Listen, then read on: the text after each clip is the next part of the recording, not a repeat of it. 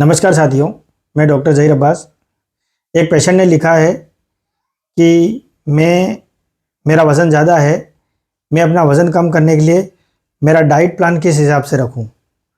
आज हम diet plan पर डिस्कस करने वाले हैं कि आपका वज़न कंट्रोल करने के लिए आपका डाइट प्लान कैसा होना चाहिए। हम जो भी भोजन लेते हैं उसमें दो भाग होते हैं, मैक्रोन्यूट्रिएंट्स और माइक्रोन्यूट्रिएंट्स। मैक्रोन्यूट्रिएंट्स होते हैं कार्बोहाइड्रेट, प्रोटीन, फैट और फाइबर। माइक्रोन्यूट्रिएंट्स होते हैं विटामिन्स एंड मिनरल्स। तो हमारी बॉडी में जो जो वजन बढ़ाने वाले कारक हैं वो मैक्रोन्यूट्रिएंट्स होते हैं। और मैक्रोन्यूट्रिएंट्स में भी एक कार्बोहाइड्रेट का ज्यादा लेना और एक फैट का ज्यादा लेना, ये दोनों ही कारक हमारे मोटापे के कारण होते हैं। अगर आप कार्बोहाइड्रेट ज्यादा ले रहे हो, यानी कि आप अनाज और शक्कर अर्थात मीठे व्यंजन, ऐसे व्यंजन जिनका ग्लाइसेमिक लोड हाई है, ऐसे व्यंजन बहुत ज्यादा यूज कर रहे हैं, तो आपके शरीर में ग्लूकोज, कार्बोहाइड्रेट यानी कि ग्लूकोज ज्यादा जाएगा और आवश्यकता से ज्यादा ग्लूकोज लिवर में जाकर ग्लाइकोजन में कन्वर्ट हो जाता है और फिर आवश्यकता से ज्यादा ग्लाइकोजन को फैट में कन्वर्ट कर दिया जाता है और इस फैट को फिर ब्लड में रिलीज कर दिया जाता है लिवर के द्वारा। तो बहुत सारे लोग ये सोचते हैं कि मैं तो चिकना खाता ही नहीं हूं, फिर भी मेरा कोलेस्ट्रॉल बढ़ा हुआ आता है। तो उसका कारण यही है कि आप कार्बोहाइड्रेट ज्यादा ले रहे हो, यानी कि आप शक्कर या अनाज से बनी हुई चीजें, यानी गेहूं का आटा या गेहूं का मैदा, इनसे बनी हुई चीजें या शक्कर से बनी हुई चीजें, ऐसी चीजें जो शरीर में जाकर ग्लूकोज ज्यादा मुक्त करती हैं, अर्थात उनका ग्लाइसेमिक लोड हाई है, ऐसी चीजें लेने से आपके शरीर में ग्लूकोज ज्यादा जाएगा, आवश्यकता से ज्यादा ग्लूकोज ग्लाइकोजन में कन्वर्ट होगा और ग्लाइकोजन से वापस फैट में कन्वर्ट होगा और उस फैट को वापस ब्लड में रिलीज किया जाएगा। इसलिए जो लोग ज्यादा मीठे खाने के शौकीन हैं, ज्यादा कार्बोहाइड्रेट वाली चीजें खाते हैं, जैसे बिस्किट आदि मार्केट में जो चीजें आती हैं मैदे से बनी हुई, आटे से बनी हुई, क्योंकि आजकल की जो दैनिक लाइफ स्टाइल है उसमें 70 से 80% आदमी पूरे दिन में 70 से 80% भाग कार्बोहाइड्रेट का सेवन कर रहा है। कहने को वो वेजिटेरियन है।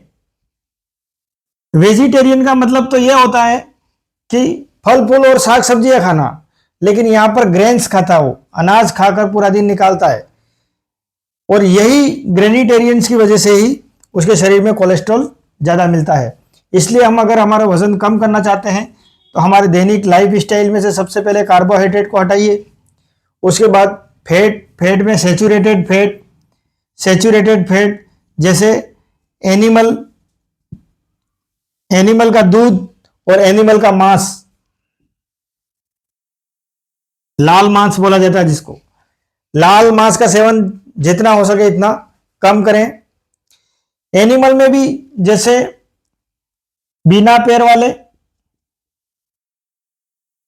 उनमें सबसे कम कोलेस्ट्रॉल, उससे ज्यादा 2 पैर वालों में और उससे ज्यादा 4 पैर वालों में होता है। बिना पैर वालों में जैसे मछली, उसमें सबसे कम कोलेस्ट्रॉल, 2 पैर वालों में जैसे मुर्गा वगैरह, और 4 पैर वाले जिसमें बकरा आदि 4 पैर वाले जानवर सम्मिलित हैं। तो 4 पैर वाले जानवरों में कोलेस्ट्रॉल सबसे ज्यादा पाया जाएगा।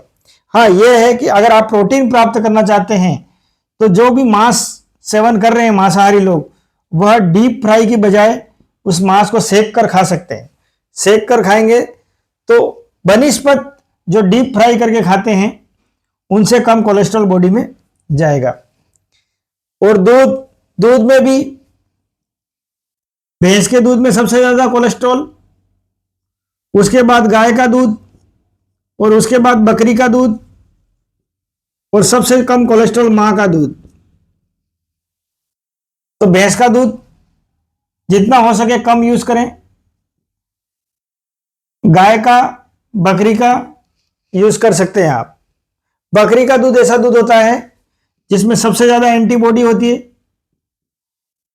ताकि बकरी का दूध ट्यूबरकुलोसिस के पेशेंट के लिए बहुत ज्यादा फायदेमंद है। अगर ट्यूबरकुलोसिस के पेशेंट को बकरी के दूध के अंदर उबाल कर, बकरी के दूध के अंदर हल्दी मिलाकर दिया जाए, तो अगर डोट्स के साथ में इस हल्दी वाले दूध का सेवन कराया जाए तो काफी अच्छे रिजल्ट मिलते हैं। मैंने काफी पेशेंटों को उपयोग भी करवाया है इसका, और काफी अच्छे परिणाम आए हैं।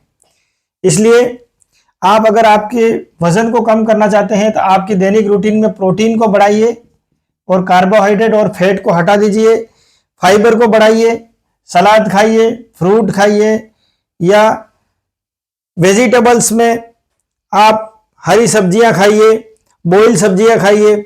इस तरह से आपका दैनिक रूटीन यूज करें जिससे आपका वजन मेंटेन हो जाएगा। दोस्तों, मैंने ये ओवरवेट व्यक्ति के लिए एक केवल डाइट प्लान के बारे में डिस्कस किया है।